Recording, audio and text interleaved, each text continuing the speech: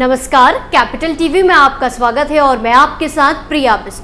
हमारे खास शो में उत्तर प्रदेश की राजनीति के बारे में बात करेंगे और जानेंगे क्या चल रहा है आजकल यूपी के राजनीतिक मैदान में। यूपी की राजनीति में सबसे अधिक चर्चा हो रही है सीएम योगी आदित्यनाथ और डिप्टी सीएम केशव प्रसाद मौर्य की, क्योंकि जो डिप्टी सीएम कुछ दिन पहले सीएम योगी को हर जगह इशारों में घेर रहे थे, आज वो खुले मंच से सीएम योगी आदित्यनाथ की तारीफ कर रहे हैं और ये सब देख सपा प्रमुख अखिलेश यादव के पसीने छूट रहे हैं। ऐसे में सवाल यह है कि क्या वाकई उत्तर प्रदेश के डिप्टी सीएम केशव प्रसाद मौर्य और सीएम योगी आदित्यनाथ के बीच सब कुछ ठीक हो गया है, और अगर सब कुछ ठीक हो गया है तो उसकी क्या वजह है। तो चलिए आज इन्हीं सब सवालों को तलाशते हैं।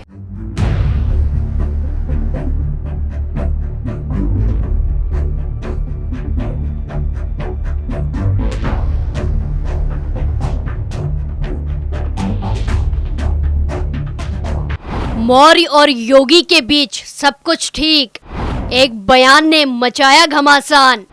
कौन जीता कौन हारा, अखिलेश यादव की रणनीति fail. Deputy CM Keshav Prasad Maurya और सीएम योगी आदित्यनाथ के बीच सब कुछ ठीक हो गया है। इस वाक्य को कुछ लोग हैरानी से बोल रहे हैं तो कुछ लोग इसको सवालिया लहजे से पूछ रहे हैं, और ऐसा इसीलिए क्योंकि केशव प्रसाद मौर्य के एक बयान ने यूपी की राजनीति में हलचल मचा दी है। डिप्टी सीएम केशव प्रसाद मौर्य ने मिर्जापुर में एक बयान दिया और लखनऊ से दिल्ली तक इसकी चर्चा शुरू हो गई।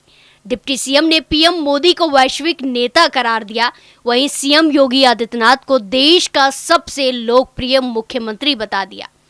अब यह हॉट टॉपिक हो गया है और इसी के कुछ दिन बाद डिप्टी सीएम ने फिर से सीएम योगी आदित्यनाथ की तारीफ कर दी। ये सब देखकर मानो ऐसा लगता है जैसे केशव प्रसाद मौर्य ने अपने अस्त्र शस्त्र सीएम योगी के आगे डाल दिए हैं और सीएम योगी के आगे सरेंडर कर दिया है, और पूरे प्रकरण में सीएम योगी आदित्यनाथ बड़ी ताकत के साथ विजेता बनकर उभरे हैं। प्रदेश में सरकार, और मैं मानता हूं कि आप भी अब जानते हैं, मानते हैं, और जनता भी ये जानती और मानती है कि हमारी डबल इंजन की सरकार स्वतंत्र भारत के इतिहास में सबसे अच्छा काम कर रही है।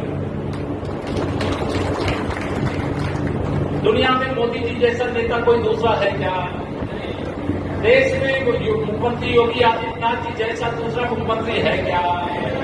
तो जब देश का नेता हमारा दुनिया का सबसे शक्तिशाली प्रभावशाली और प्रदेश के हमारे मुख्यमंत्री जब पूरे देश के मुख्यमंत्रियों की तुलना होती है उसमें सबसे अच्छा काम उनकी अगुवाई में किया जा रहा है। ये सब केशव प्रसाद मौर्य ने उपचुनाव की तैयारियों के बीच मिर्जापुर विधानसभा क्षेत्र में बीजेपी कार्यकर्ताओं के सामने कहा।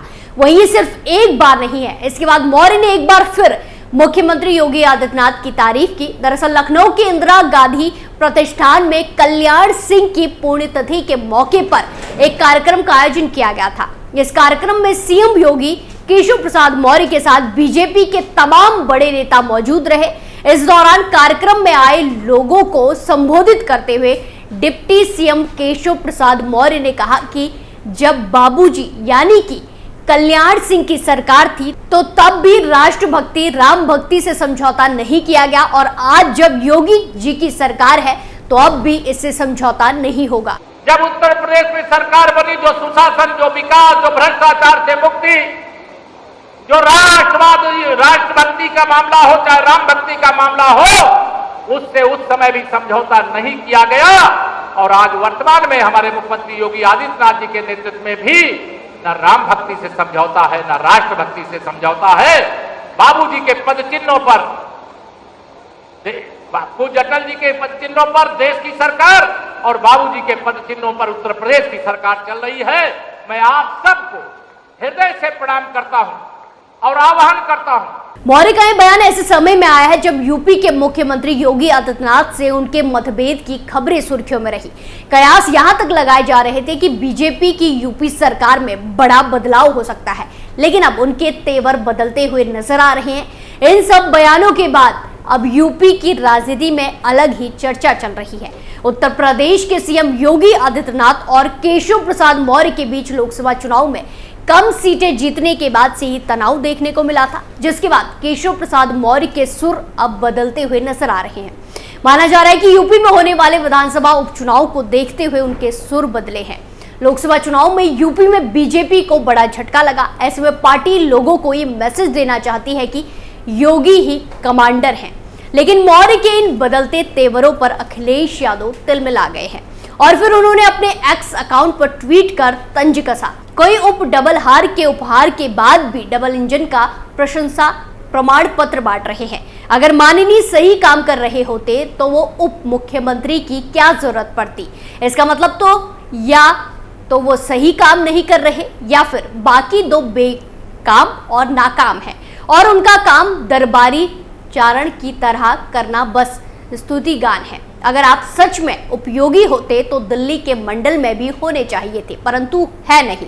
इसका जवाब देंगे उप या रहेंगे चुप। वहीं दूसरी तरफ केशव प्रसाद मौर्य के बयान के बाद चर्चा सीएम योगी आदित्यनाथ और डिप्टी सीएम केशव प्रसाद मौर्य के बीच चल रहे शीत युद्ध के अंत की हो रही है। दरअसल लोकसभा चुनाव 2024 के परिणाम के बाद से यूपी की राजनीति में एक अलग ही माहौल बना हुआ है। समाजवादी पार्टी और कांग्रेस गठबंधन ने भारतीय जनता पार्टी को 10 सालों के बाद करारी मात दी। 80 लोकसभा सीटों में से 43 सीट अखिलेश राहुल गठजोड़ ने अपने पाले में कर लिया। वहीं बीजेपी को महज 33 सीटों पर जीत मिली। यूपी में भाजपा को मिली करारी हार के पीछे जिम्मेदार कौन, इस सवाल का जवाब ढूंढना शुरू किया गया। बीजेपी की हार पर चर्चा शुरू हुई तो समीक्षा बैठकों के दौर शुरू हुए। प्रदेश स्तर पर समीक्षा बैठक के दौरान सीएम योगी आदित्यनाथ ने ओवर कॉन्फिडेंस और जीत के प्रति आश्वस्त रहने को हार का कारण बताया। हार की जिम्मेदारी कार्यकर्ताओं पर डालने के रूप में इसे पेश किया गया। इसके बाद डिप्टी सीएम केशव प्रसाद मौर्य ने जब भाषण दिया तो वो विवाद की वजह बन गया। उन्होंने कहा कि सरकार और संगठन दोनों की अपनी भूमिका है। संगठन हमेशा सरकार से बड़ा होता है। संगठन मजबूत होता है तभी सरकार भी मजबूत होगा। अब संगठन बनाम सरकार का ये विवाद यूपी की राजनीति में जोरों शोरों से उठ गया।